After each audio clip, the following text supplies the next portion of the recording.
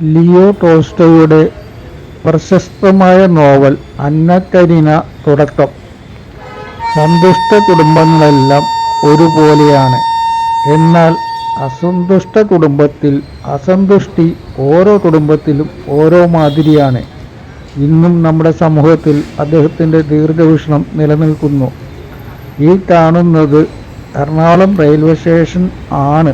എന്നിരുന്നാലും നിങ്ങൾ എല്ലാവരും മനസ്സിൽ റഷ്യൻ റെയിൽവേ സ്റ്റേഷനായി കാണണം.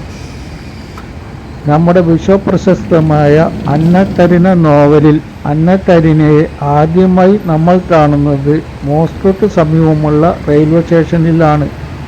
ചേട്ടൻ്റെ ദാമ്പത്യ ജീവിതത്തിലെ പ്രശ്നങ്ങൾ തീർത്ത് അവരെ രമ്യയിലെത്തിക്കാനാണ് അന്നയുടെ വരവ്.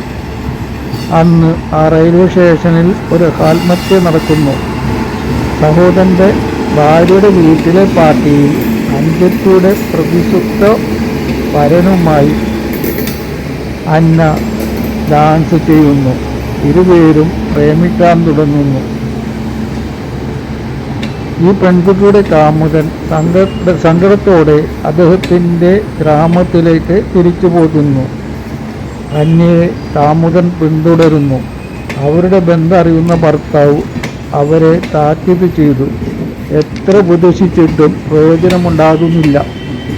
ഒരു മകനുണ്ടായിരുന്ന അന്ന കാമുകനാൽ ഗർഭിണിയായി ഒരു മകളെ പ്രസവിക്കുന്നു. വിവാഹമോചനത്തിന് ആഗ്രഹം ഉണ്ടായിരുന്നു എങ്കിലും ഭർത്താവ് വിവാഹമോചന തീരുമാനത്തിൽ എത്തുന്നില്ല. അന്നയും കാമുകനും ഒന്നിച്ച് താമസിക്കുന്നു ഉണ്ടെങ്കിലും മകനെ ഓർത്ത് വേദനയോടെയാണ് അന്നയുടെ ജീവിതം. അന്നക്ക് വിദ്യാഭ്യാസമുണ്ട്, സൗന്ദര്യമുണ്ട്, സാമ്പത്തികവുമുണ്ട്, സത്യസന്ധമായ ആത്മാർത്ഥമായ ഒരു ഹൃദയവുമുണ്ട്. അന്നത്തെ കാലത്തെ സ്ത്രീകൾ അന്യപുരുഷരുമായി ബന്ധമുണ്ടെങ്കിലും എല്ലാവരും മറച്ചു വയ്ക്കാറാണ് പതിവ്. പക്ഷേ അന്ന ഈ ആത്മപീഡനയിൽ നിന്ന് രക്ഷപ്പെടാൻ ട്രെയിനടിയിൽ തലവെച്ച് മരിക്കുന്നു. നമ്മുടെ കേരളത്തിലും ഒരു അന്ന ഉണ്ടായിരുന്നു, തകഴിയുടെ കറുത്തമ്മ. അവളും സുന്ദരിയായിരുന്നു, തൻ്റെ ഇടമുണ്ടായിരുന്നു, സാമ്പത്തികം ഉണ്ടായിരുന്നില്ല. കറുത്തമ്മയുടെ കാമുകൻ പരിക്കുട്ടിയും ആത്മഹത്യ ചെയ്യുന്നതാണ് കഥയുടെ അവസാനം. ടോൾസ്റ്റോയുടെ കഥാപാത്രങ്ങളുടെ ആന്തരിക ശോഭങ്ങളും സന്തോഷങ്ങളും ദുഃഖങ്ങളും അദ്ദേഹത്തിൻ്റെ ഈ നോവൽ അന്ന കരീന വായിച്ച് നമുക്ക് പഠിക്കാം. അന്ന കരീന തകഴിയുടെ ചെമ്മിനും വായിക്കണം.